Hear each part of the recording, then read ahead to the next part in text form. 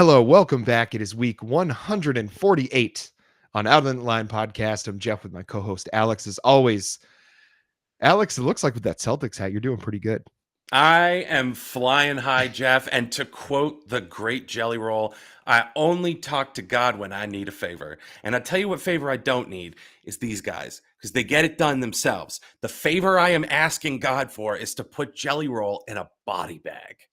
Jeff, how you doing this week? I think you're gonna need like a hot air balloon for that. Yeah, you're gonna need a fucking circus tent.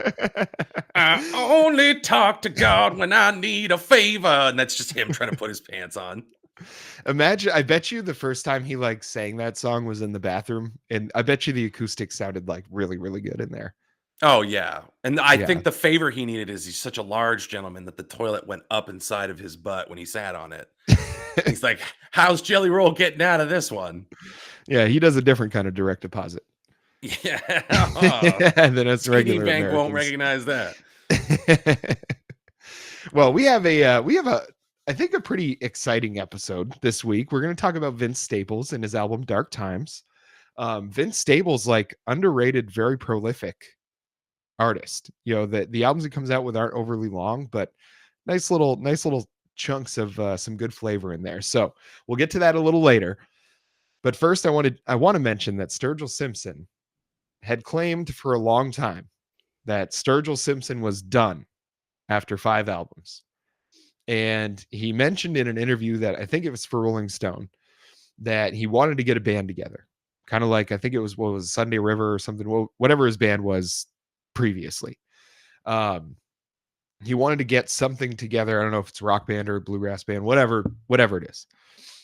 He has announced that it's going to be called Johnny Blue Skies, and they've already announced a tour and they've already announced an album. So we're going to get some new Sturgill Simpson content. I guess his goal was that he wanted to be involved in a more democratic process, that he felt like if he didn't have to stand up there with his name in front of everything, there was a little less responsibility for the entirety of the show and more effort he could put into the music of the show. So I'll be excited to hear that. And you can bet we're going to talk about that here on Out of That Line. And Alex, do you want to play a little game? Jeff, my head is caught in a bear trap. I've got 60 seconds to dig a key from the back of my eyeball. Am I ready to play a game? I was destined to play this game.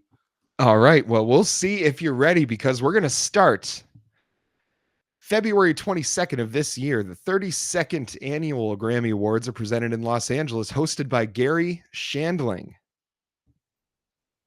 All right. I'm feeling a 90s off the bat. Let's keep going. Okay. January 21st of this year, MTV Unplugged airs its first show with performances by Squeeze, Elliot Easton, and Sid Straw. Feeling early 90s. Next question. We are going to move on. Bruce Springsteen plays the Shrine Auditorium in Los Angeles. What was special about this show? Performing for the first time without the E Street Band. Oh, shit. Okay, everything I knew was a lie. We might be in the late 80s. Oh, God, what a nightmare. Next one. August 27th of this year, blues rock guitarist Stevie Ray Vaughan is killed when the helicopter he was taking from a gig in East Troy, Wisconsin to a show in Chicago crashed in dense fog. 1993.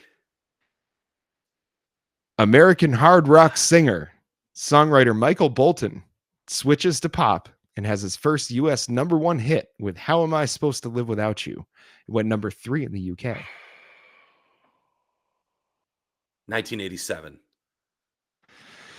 Oh boy, we're getting close here. The Righteous Brothers' Unchained Melody. It re-entered the top 40 almost 25 years after its release, thanks to its appearance in the movie Ghost. Oh my God. Oh God. 1990. Ding, ding, ding. He got it. Ladies and gentlemen, we have a winner. Oh. Thanks, Whoopi. Yes, you did it. See, that's what I left the film one for last because I was like, if he's going to get it on any of these, this man is a film buff and this will be the one. Yeah, I'll give my sweaty post game interview. It was a real team effort out there. Jeff was just phenomenal questions, and it was just really like a team effort, and put together a tough win. And those other the guys out there, incredible competitors. That was you got it in 6 clues, which is Pretty better than good. your previous record. I'll just say that. And I won't go into specifics for the people. we won't go too much farther than that. Well, because that went so quickly, and because I put a fucking ship on the water, you can put it on the board. Finally got a W in this game. Didn't get swept. I actually came up with one for you. Oh, Unsure what we were doing okay. this week, I came up with one for you. Okay, well, I think some britches are about to get shitted. Let's do it. Let's hike up our pants and fill them. Okay, let me get my little notes from afar. All right, number 1. Pop icon Whitney Houston is found dead at the age of 48 in her Los Angeles hotel room hours before a pre-Grammy party hosted by Clive Davis. Further investigations reveal cocaine in her system, but the cause of the death is ruled as heart disease and drowning. Sales of her album spike, and I Will Always Love You re-enters the top 10 of the Billboard Hot 100. Okay, we're definitely in the 2000s somewhere, but I'll take the next. Okay. Number 2. A hologram of the late rapper Tupac Shakur is featured on stage with Snoop Dogg and Dr. Dre at the Coachella Music Festival. Okay, so I think this has got to be either late 20 teens or early 2020s, but I'm zeroing in here. Okay. This will help you.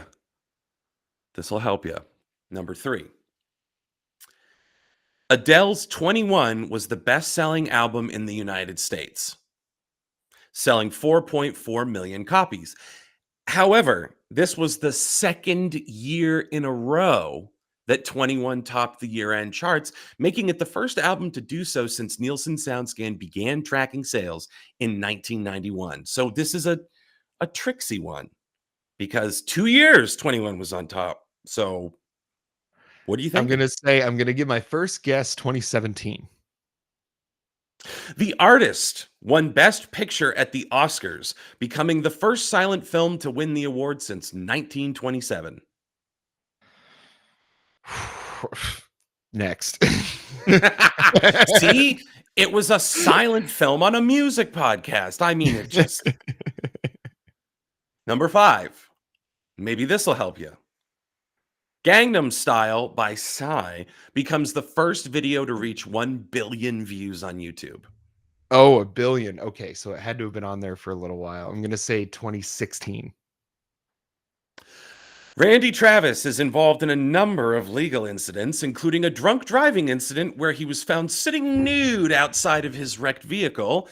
And as police officers were trying to take him into custody, he made verbal threats to injure and kill the officers. Oh my gosh. Well, first of all, one of the best voices in country music of all time. Second of all, 2014. Number 7, and maybe this will help you. DMX released his first studio album in 6 years, Undisputed. Oh my God. Was that 2019? I believe that's 3 years and 7 clues, isn't it? That you That's guessed? yeah, I think I lose. I mean, I had to throw the Hail Mary on that one.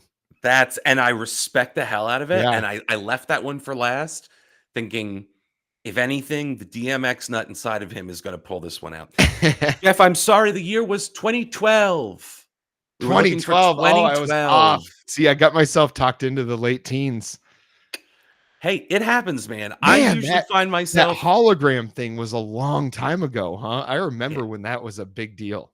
Sure fucking was. Whoa. Sure fucking Okay. was. Dang. Time flies when you are old as hell now, huh? Apparently. Jesus. See, but then you said the Adele 21, and I was like, damn, that can't be the late teens. Like she's She's like my age, I think. And so I was like, that can't be. So I was just like, I was thrown off. That was a well put together group of clues. I think that was well within the spirit of the game.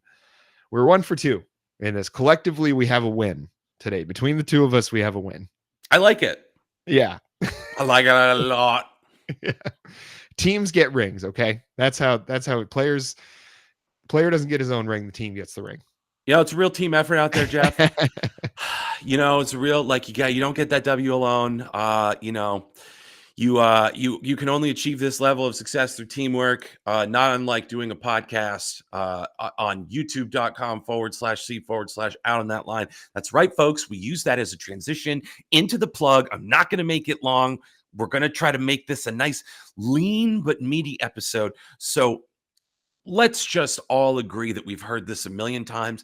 And if we are not yet with the program, maybe we'll never get with the program, in which case, see yourself out. Just kidding.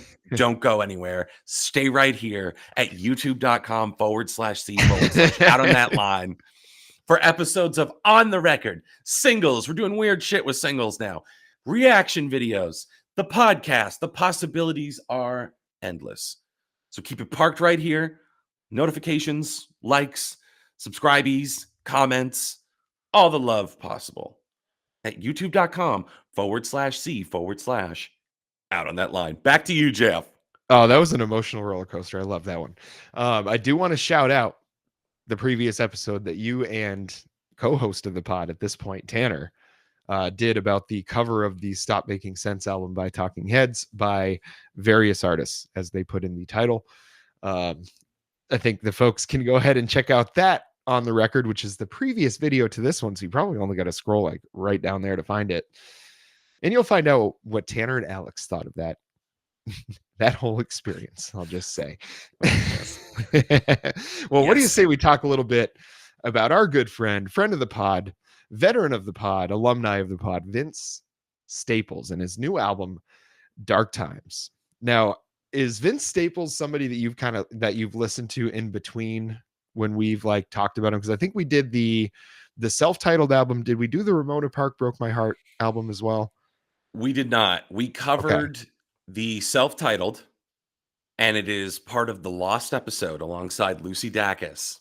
It's the episode. My God. We don't know what happened to it. It was like episode 46 or 47, and somewhere along the line, it just became lost. Pre-video, just gone into the ether. Can't find it. Don't know what happened to it.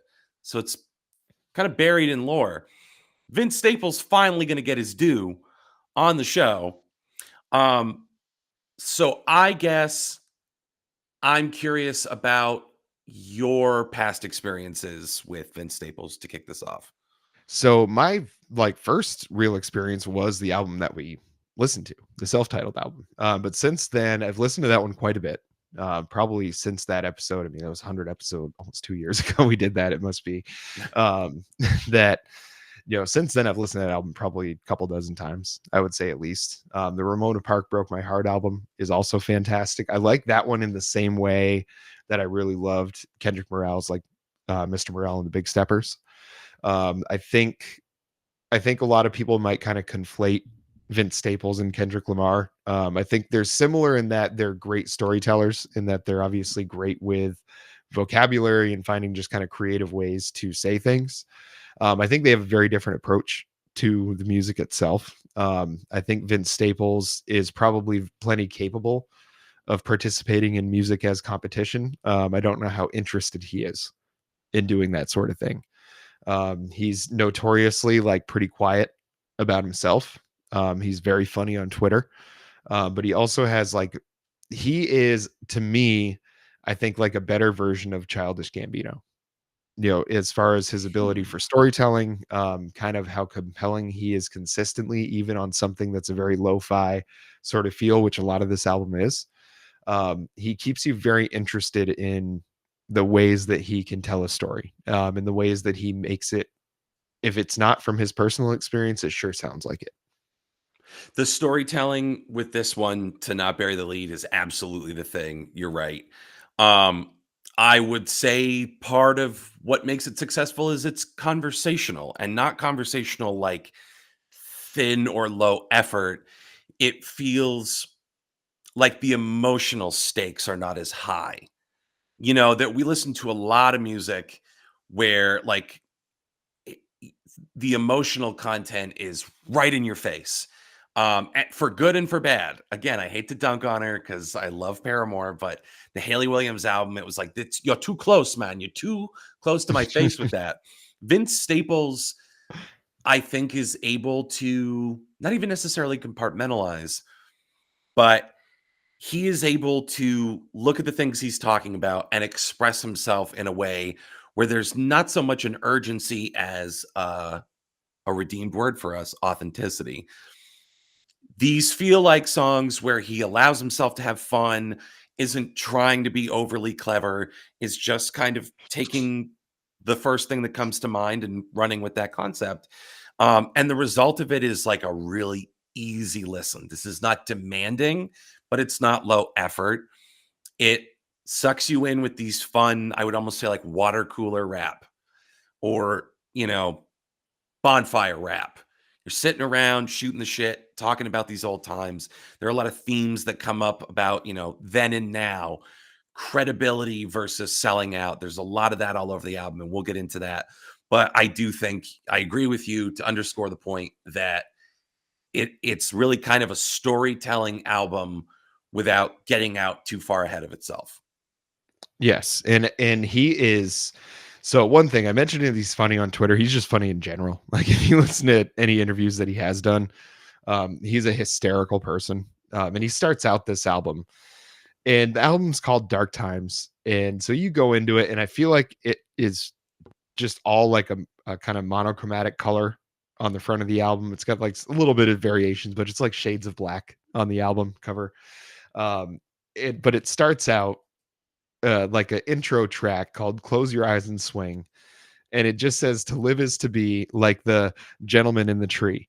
And there is another word instead of gentleman. I'm not going to say. Vince Staples can say it, but that's how that album starts out. And if you've been familiar with Vince Staples, it's like such a perfect encapsulation of him, because it is it's an in-depth, like it's kind of a state of mind, a frame of mind that he's presenting you with that. Like it's a Shakespearean kind of line, but then he says it like Vince Staples would say it. He's so good at bringing humor to something serious, which means he's got a really dark sense of humor, which is a plus to have when you're talking about the subject matter that he is. Because I mean, we have in one of my favorite songs in the album, just to get it out of the way, Etouffee.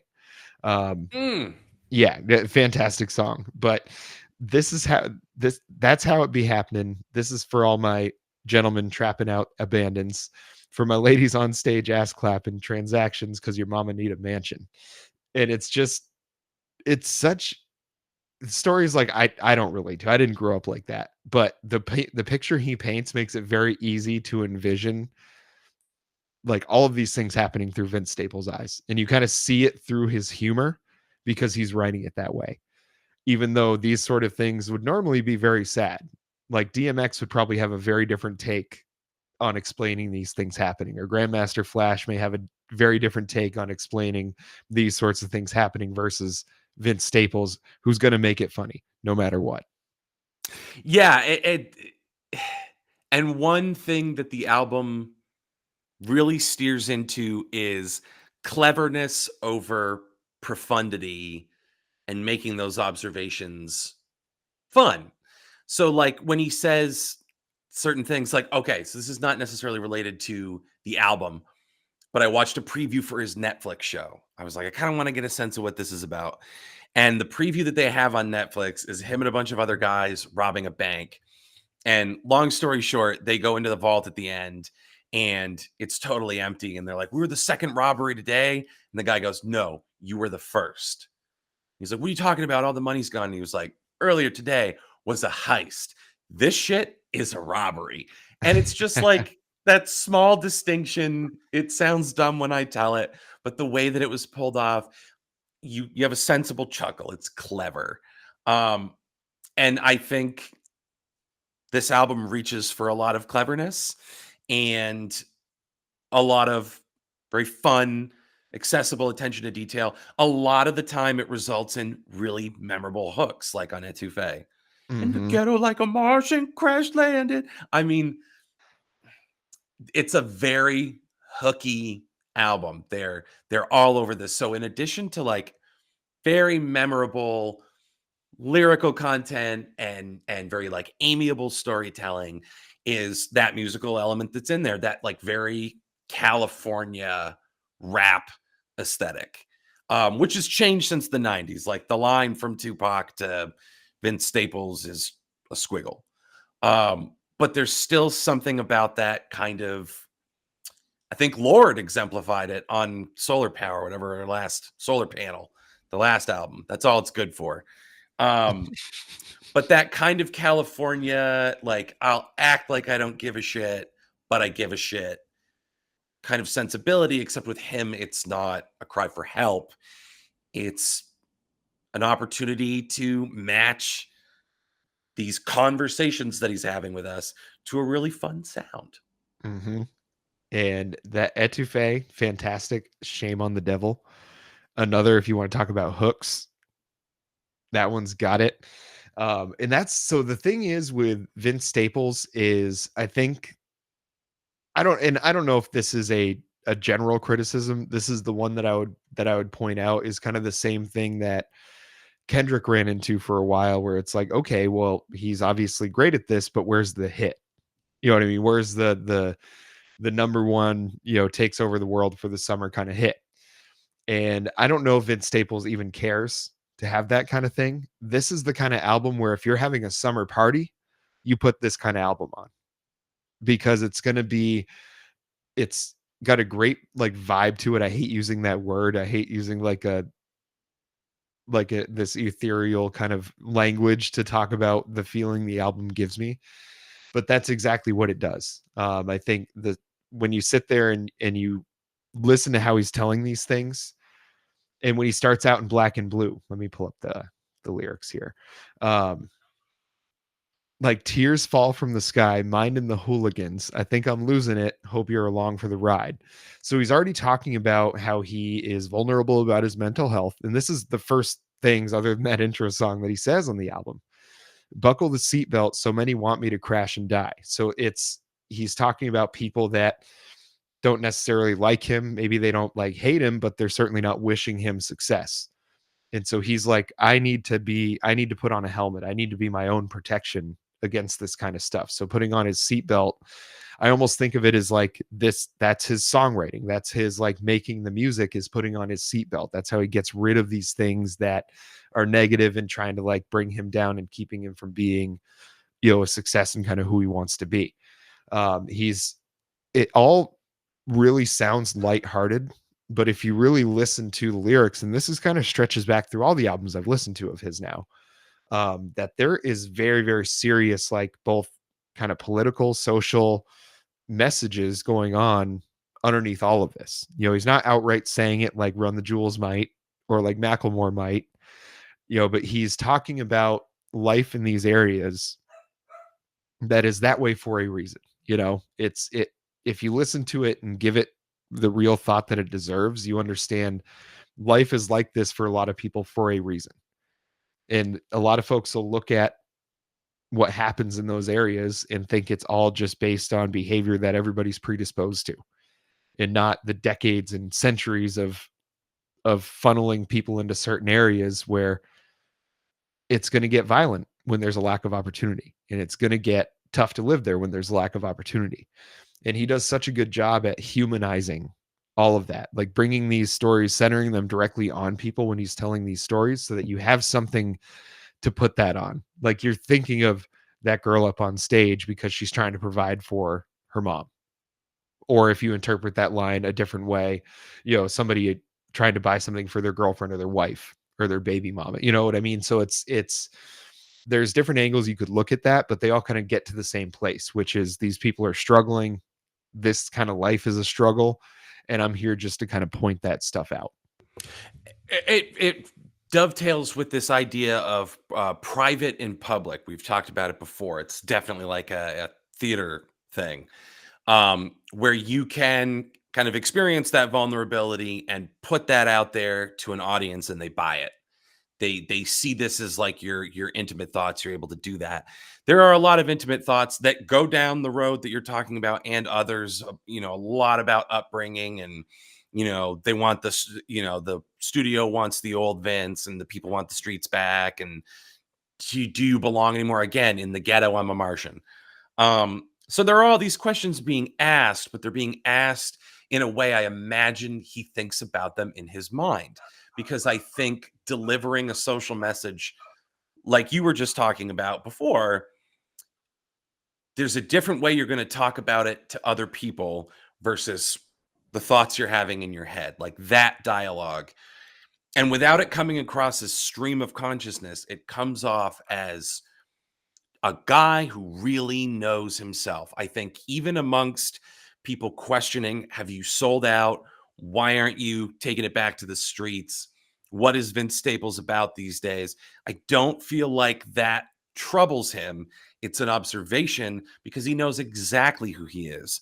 And he is not ornamented like The Weeknd. He is not a microphone assassin like Kendrick Lamar. And I don't say that as a dig, but there are these contemporaries doing very different things, and you might point to what Kendrick Lamar is doing and be like, well, that's like exciting in a literary way. And you might point to The Weeknd and be like, and that's danceable as hell, and that sounds great. And then you have Vince Staples sitting somewhere in the middle where he's not putting a hat on a hat, he's not reinventing the wheel. What he's making is music that is perfectly dialed in and perfectly in line with his personality. His music knows exactly what it is because he knows who he is. And he's not putting on the dog. He's just doing Vince Staples. Is it the most exciting, profound, impactful thing I've ever heard? No. Do I agree with your assessment that it's a vibe? I think that's actually a great way of putting it. It's a vibe, which is not to ignore the things he's talking about or the way he's attacking it. But I think it's appropriate to say it's a vibe, and it is a good summer rotation album. And we talk about how we need albums like that. It doesn't mean it's not substantial because you can have it's like you're at a barbecue for the summer and this is playing. It's the equivalent of an all beef patty that we know where the cow came from, and somebody done murdered it and mashed it up and shaped it by hand and used a wonderful high grade American cheese and a delicious brioche bun and all the freshest toppings grown out of the garden. It's a burger. It's a burger. You know what I mean? It's not tuna tartare. It's not vegan fucking soup. It's a burger. But it's such a substantial, nourishing burger made with so much thought and care. It's giving you exactly the nourishment that you need, exactly when you need it, how you need it. A weird analogy to get us to the point where I am just trying to say I love a supremely self-aware mid-card album. If you prefer wrestling analogies, this is the Intercontinental Champion of albums. Mm-hmm. So I would say that's a really good assessment. If you're already a fan of Vince Staples, you're gonna love this album, just like I did. I think it's something, even if you're just a fan of rap, I don't think there's anything on here that people aren't gonna like. I think all of it it's extremely well crafted. Now, if you don't like it's something weird, you don't like his voice or whatever, maybe that's why you don't like it. But I don't think there's anything you can pick out here and say that it's less of a standard than he's shown capable of getting to with previous albums. I thought it was fantastic. And before we get to the official ratings, I do want to shout out just a couple more songs. Lil Homies, fantastic song. That chorus, Life Hard, but I Go Harder. Just absolutely inspirational. It's fantastic. That song, if any song is like a banger, like a radio banger, that's probably the one on the album. Hooky. And then also Government Cheese. Yes. I thought was absolutely fantastic. So on an album, like overall, generally that I really liked everything on it. There wasn't a song on there that I skipped or anything like that or would have. It's just overall very solid. I'm gonna say for me, I'm saying buy it because this is one I'm gonna pick up because I do like Vince Staples a lot. And this fits right in. Just an excellent entry into his catalog. Well, and make no mistake, I'm bullish on this thing. Mm-hmm. You cannot say it was bad. There's not a clunker on it. It's a really, really good album. For me, I think that the difference does kind of come in the doing the weird stuff. I skew weird. I skew onto the novelty end of the novelty convention curve, which is maybe unfair to certain music, but I don't think so if you acknowledge that it's as good as it is. And this is a really good album that I enjoyed a lot, that I plan on listening to more. I just don't want to sit here and be like, it revolutionized. It kind of did the opposite. It held on to a tried and true, successful, enjoyable, Matt Reno rock solid album. In a year of albums, we got Dark Matter, we got Dark Times. What's next? Dark Stool. Maybe if Jelly Roll's involved. But no, this was a really, really good album. I stick by my Reno rock solid. I am going to give this one a stream it. Mm-hmm. And I think that's the difference. Like, if you're already a big fan of Vince Staples, you're probably going to buy it just like me. And if you're just a fan of rap music and hip hop in general, like Alex is, I think that's going to be exactly where you fall as well. So I definitely recommend checking it out, even if you're not either a fan of Vince Staples or haven't had a history of being a fan of hip hop. He's a great storyteller. This one's worth giving a shot. Alex, do you have any final thoughts this week? Is there anything that's been burning you up? You just got to get off your chest. It's called heartburn, Jeff, and it's no Prilosec. We'll get that out. I don't really have any burning thoughts. I guess closing statement on Vince Staples. I'm excited to watch the Netflix show. Mm-hmm. I really appreciate his sense of humor. I think I'm going to like it, so I'm excited for that. Burning business. Otherwise, I don't know. You and I have to figure out another album to do. Maybe we don't play the year game right away. We don't want to burn through every single year. But we'll always a lot of years, but if we cap it at like 1960, we could break it down to months if you want to get buck wild. Be like, imagine trying to pick out like June of 81, you know? Oh, Jesus. I do believe that's what would finally send me over the edge. Yeah. All right, it's 50 clues. You get 47 guesses. We're here for the next 3 hours. Yeah. And it just ends up screaming. That's a whole new, just not even podcast, like video series. That's just a whole new podcast. That's a whole new hell. Yeah. That's what we'll call it. A whole new hell. Yeah. You know what we should do is well, he'll probably listen to this. I'll tell you off air. So I'm going to go ahead and cut this. I'll go ahead and cut this episode off. Until next time.